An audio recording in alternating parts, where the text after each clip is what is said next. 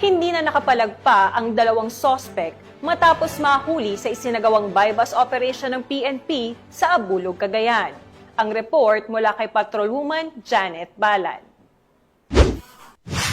Dalawang drug suspect ang nasa kote sa matagumpay na bypass operation na sinagawa ng pinagsayod na pwersa ng mga operatiba ng PIDEA Regional Office 2 Cagayan Provincial Office, PIDEA CAR, Apayao Provincial Office, Abulog Police Station at iba pang law enforcement units sa Purok, Basigian, Barangay Caloob, Abulog, Cagayan.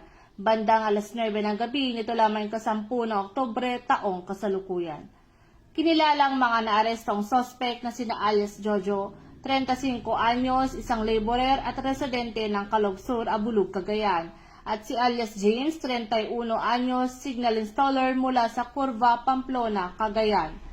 Nasabat sa operasyon ang 20 piraso ng heat-seal transparent plastic sachets, naglalaman ng hinihinalang shabu na may timbang na 12.5 gramo, bypass money, cellphone at mga drug paraphernalia na ginamit sa transaksyon.